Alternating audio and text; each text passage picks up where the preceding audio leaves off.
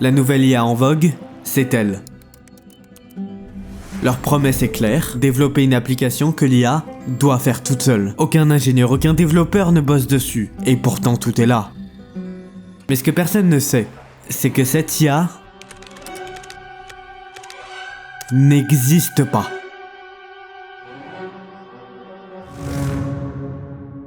Avant d'avoir une répute de merde, Builder.ai c'est un défi. La création d'applications sur mesure par intelligence artificielle. C'est sa team dev Dugal qui a eu cette idée folle et au-delà d'être compétent, il est surtout beau parleur. La promesse initiale était « Donnez-nous votre idée et notre IA fera le taf à votre place ». 80% c'est le pourcentage que l'IA doit gérer par application. Comprenez bien que pour le public, c'est novateur. On est 4 ans avant les débuts d'OpenAI. Ce que ça veut dire c'est que c'est une innovation qui pourrait bien dominer le marché. Car le projet attire beaucoup, mais celui qui va être actionnaire majoritaire pendant un bon moment, ce sera lui.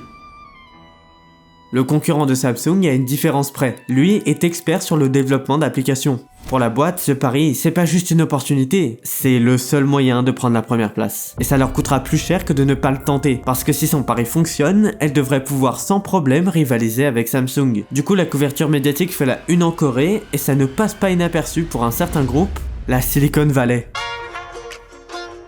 C'est en quelque sorte le paradis de la technologie. Là-bas c'est simple, tout y est. Apple, Intel, Google, OpenAI, Tesla, il y a vraiment tout le monde et parmi eux, une vingtaine donnent des millions pour le projet. 400 millions de dollars levés, pour certains c'est une évidence. La startup a le meilleur potentiel de sa génération. Les actionnaires sont maintenant convaincus, il ne manque que le public. Et Dugal le maîtrise, plutôt très bien même, avec une éloquence qui ferait jalouser certains orateurs. Sauf qu'il a un point faible. Pendant ses discours, il est convaincant, il est drôle, mais quand quelqu'un lui demande une petite question technique, il ne va jamais en profondeur. Globally is a massive explosion in the number of people that need software. Today it's a 400 million people demand and 25 million of supply. So you're not going to fix it by training more software developers. And what we found was a lot of software was actually the same thing. Payments, log in, log out. And our platform can make all of those reusable features in a couple of hours. And then the last mile, what makes your idea really unique. En 2019, une revue de presse américaine sort un titre qui va déchaîner les foules. Les startups IA qui mentent sur leur nombre de salariés. Vous l'aurez compris, ça vise directement Builder.ai. Et oui, 32 000 ingénieurs, c'est pas anodin quand tu fais de l'IA. Un chiffre qui va d'ailleurs doubler en 2022, ce qui nous pose quand même une colle. Si l'IA de Dugal est si parfaite qu'il le prétend, pourquoi y a-t-il besoin d'autant d'humains ?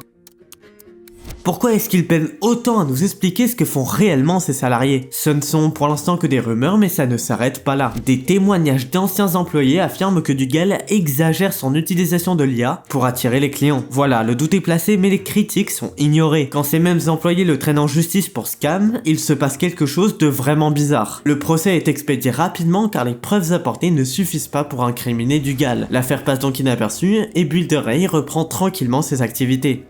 Quand les objectifs de vente ne sont pas atteints, notre patron se permet soigneusement de les cacher sur son site officiel pour ne pas alerter les investisseurs. Vous l'aurez compris, Dugal c'est un sacré personnage, quelqu'un qui sait avoir une bonne image en public tout en cachant ses méfaits les plus sombres. 2024, le coup de couteau est placé, et c'est un coup qui fait mal, car on découvre qu'il n'y a pas d'IA dans son projet, ou du moins pas 80%.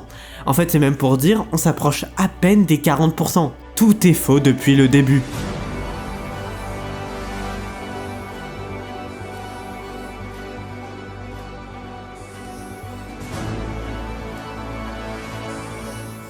Vous voyez tous ces gens qui travaillent? Ils sont indiens, pakistanais, vietnamiens, mais peu importe. Ce qui nous importe, c'est ce qu'ils font. Ils développent des applications pour Builder.ai, et l'IA ne fait rien. Exploiter des travailleurs payés au salaire minimum à l'autre bout du monde, c'est ça, la raison du prix dérisoire des applications. La promesse de l'IA qui fait 80% du taf a eu l'impact d'une bombe dans la Silicon Valley. Et c'est de la même façon que cette arnaque va être dévoilée. Dugal a annoncé faire 220 millions de chiffre d'affaires fin 2024, la réalité c'est qu'on est plus autour des 50. Alors, comment il a fait pour montrer de tels chiffres? La réponse est simple, il truque ses bilans. Avec un client fictif, il fait un tour de passe-passe assez courant chez le service de fraude des impôts. Le client qui est faux, on le rappelle, lui achète une application. Il la reçoit, tout se passe bien, et il la revend à Dugal. Dans ce cas, la facture n'est pas légitime, mais le trésorier l'enregistre quand même dans sa compta. Ce que ça a pour effet, c'est d'augmenter ce qu'il vend, mais également ce qu'il achète. Il ne gagne pas plus d'argent en faisant ça, mais ça lui permet de tripler ses ventes. Et pour les actionnaires, tout ce qui compte, c'est la vente. La valorisation boursière à 1 milliard est donc faussée à la mort, et c'est maintenant que les masques tombent et s'effacent. Au final, seule la vérité compte à long terme. L'empire créé par Dugal se révèle au grand jour et ses ventes baissent de 90%. Pourquoi pas 100%? Deux raisons. Déjà, le prix qui bat toute concurrence, à croire que sous-traiter à des Indiens, ça paye finalement. Et la deuxième raison, c'est qu'il est pas encore sous les barreaux. Il est évidemment accusé pour scam, escroquerie, fraude, dissimulation et j'en passe, mais vous connaissez la justice.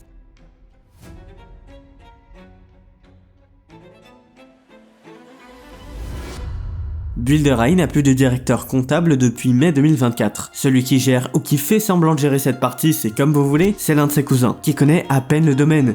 Le seul point que Dugal lui a correctement appris, c'est la fraude avec les factures illégitimes. Autant vous dire que pour vendre du rêve aux actionnaires, il y en a du monde. Mais quand un client veut se faire rembourser, là bizarrement, le patron ne donne plus de nouvelles. Dugal a bâti un empire colossal sur des mensonges et c'est maintenant que les géants en payent le prix. L'erreur des multinationales a été de croire en cette phrase. Créer une application aussi facilement que la commande d'une pizza. Au final, ils se sont fait rouler dans la farine. On va être clair, cette arnaque aurait pu éviter s'il n'y avait pas eu ces deux problèmes. L'engouement pour les startups et la surutilisation de l'IA. Regardez, la valorisation d'une startup ne repose pas sur les revenus qu'elle génère, mais par sa croissance. Pour des investisseurs, il est plus intéressant d'en avoir une qui passe de 0 à 100 000 euros en un an, plutôt qu'une qui reste stable à 10 millions. Pour Builder.ai, c'est simple, sa croissance est uniquement portée par ses actionnaires. Et tout le problème est là. Il y a une infinité d'investisseurs. Je dirais même trop, car dès qu'un des leurs entend startup, c'est presque s'ils sont prêts à lâcher toutes leurs économies. Pour ceux qui les développent, c'est la meilleure idée qui va gagner. Et ça, Dugal l'a plus que compris. Ce qui compte, c'est la vitesse à laquelle l'entreprise grandit. Donc il faut aller vite. Toujours plus vite que ses concurrents, quitte à construire ça sur un mensonge.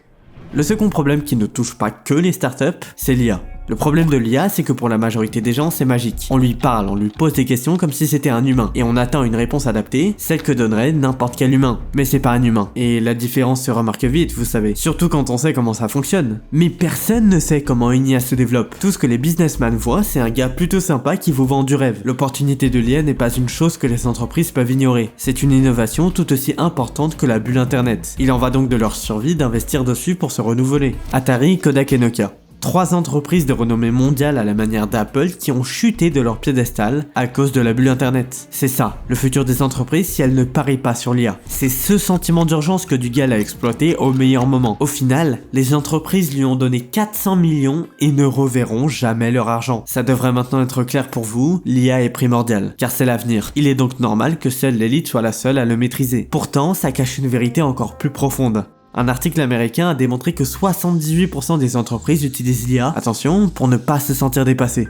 Aujourd'hui, l'IA n'est plus une mode, c'est une marque sociale. Si vous l'utilisez, vous serez meilleur que vos concurrents. Pourtant, Builder.ai est le contre-exemple parfait. La naïveté des gens a pris le dessus. Donc la question morale se pose, à quoi sert l'IA aujourd'hui? Est-ce une vraie innovation ou juste un argument de vente? Bah je pourrais vous dire ça dépend. D'un côté on a Builder.ai qui a arnaqué 400 millions en promettant 500 milliards, mais d'un autre côté on a la médecine. On a la science où la plupart des avancées se font avec l'IA. La balance penche plus vers l'innovation lorsque l'objectif n'est pas lucratif. Alors quand la logique de rentabilité est clairement définie, c'est de suite plus complexe. La preuve, 80% des projets avec de l'IA ne décollent pas, soit parce qu'ils sont mal compris ou mal intégrés aux solutions déjà existantes. Après la bulle internet, l'IA est la révolution de la décennie. Et pour cause aujourd'hui, la demande peine à rattraper l'offre. Builder.ai n'est pas un cas isolé. Et c'est bien la manifestation d'un courant de pensée qui pourrait bien se généraliser, voire tous nous tuer. IA 2027 est l'un de ces scénarios, qui je trouve est un peu irréaliste. De mon côté, je pense que l'IA va en quelque sorte coexister avec les humains de la même manière que l'informatique. Les éléments les moins bons seront jetés au profit des meilleurs comme une sorte de sélection naturelle. Et au final, on en revient toujours au même point. L'IA n'est pas spécifiquement mauvaise. Son utilisateur peut-être un peu plus, car l'IA permet des progrès incroyables, dans la science, dans la médecine, mais d'un autre côté, il y a des profiteurs. Ici, Builder.ai a tout fait parfaitement. Du premier contrat jusqu'au discours bien maîtrisé, il a vendu du rêve à tout le monde et ça a marché. Alors oui, les promesses de l'IA font rêver, mais encore faut-il payer pour y accéder.